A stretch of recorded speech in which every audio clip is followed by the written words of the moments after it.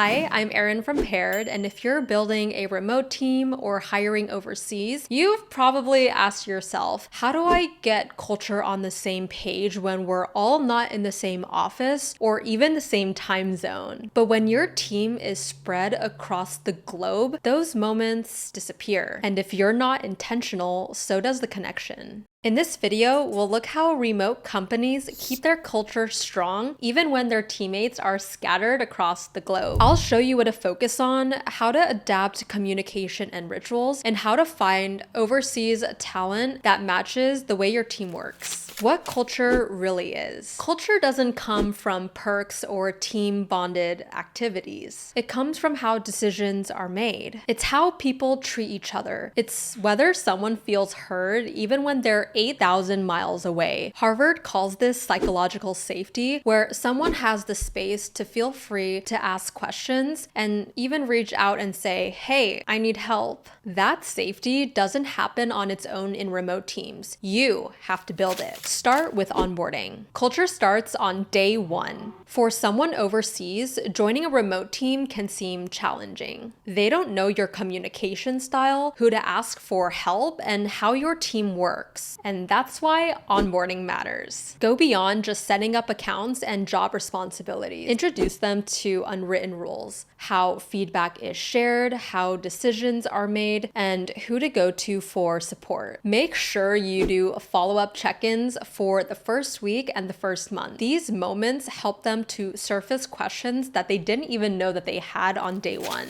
Communication is culture. Once someone's onboarded, the way you communicate becomes the culture. Even a quick update isn't about what you say, it's how you say it. The tone of your emails, how you check in, and even the words that you use all shape how your teammates feel. Do your messages sound rushed and cold or clear and thoughtful? Teams that feel connected typically have small habits that bring people together. Maybe it's a weekly shout out, a group message, or a short video instead of a meeting to see how everything is going. Those little things might seem small, but it keeps people feeling like they're a part of something. And if your team mostly works asynchronously, culture gets lost in silence. That's why clarity, warmth, and responsiveness goes a long way. Think of every message as a small piece of culture you're slowly building. Set norms like respecting time zones and expected response times. Use emojis or shoutouts or even Loom videos to add that human element. Those little gestures add up. Embrace cultural differences. If you're hiring globally, different working styles are going to show up. Some talent are more direct and some are more formal. Some may wait to be asked for feedback even when they already have valuable insight to share. This is where cultural intelligence becomes a superpower. Harvard defines it as your ability to adapt across cultures, and that kind of adaptability can make or break global teams. You don't need to take a course or bring in a consultant. Start by asking open-ended questions like, what's your ideal way to receive feedback? Or how do you prefer to communicate updates? Questions like these don't just surface preferences. They create a sense of safety and respect early on. You can also co-create a quick cultural guide for the team. It doesn't need to be formal. Just a shared doc that outlines preferred communication styles, meeting etiquette, time zones overlapping, holidays people observe, and so on. It might include things like we avoid scheduled meetings at 9 a.m. PST,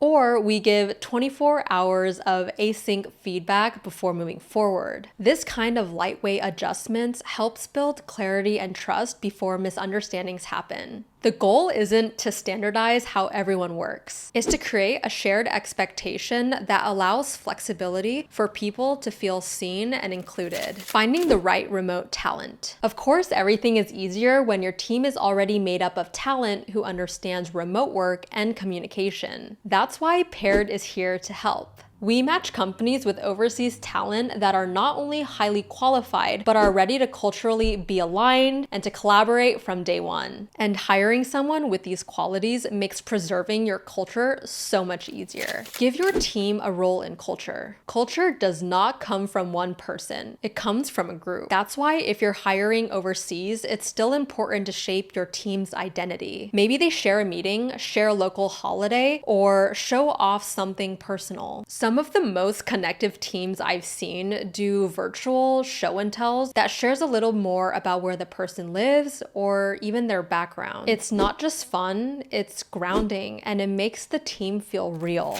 Recognition goes a long way. Remote workers need to know that they're seen. Give feedback regularly, and not just when something goes wrong. Thank your team members for efforts, not just results. Let them know that their voice matters, even if their face isn't in every Zoom call. You don't need a formal program. Sometimes all it takes is a message that says, hey, you handled that project really well. That kind of recognition builds loyalty more than people realize. When someone feels appreciated, even when they're hundreds of miles away, they're more likely to contribute, stay engaged, and feel loyal to your mission. It doesn't even need a budget, just make it a habit. If building culture with a remote or overseas team is overwhelming, Paired is here to help. We match company with overseas talent that are not only highly qualified, but are culturally aligned and are ready to collaborate on day one. And if you want to learn more, click the link in the description to book a call with our team and we'll reach out. And I'd love to hear from you. What's something your team does to stay connected in different time zones? Drop it in the comments. And if this helped, click like, subscribe, and I'll see you in the next one.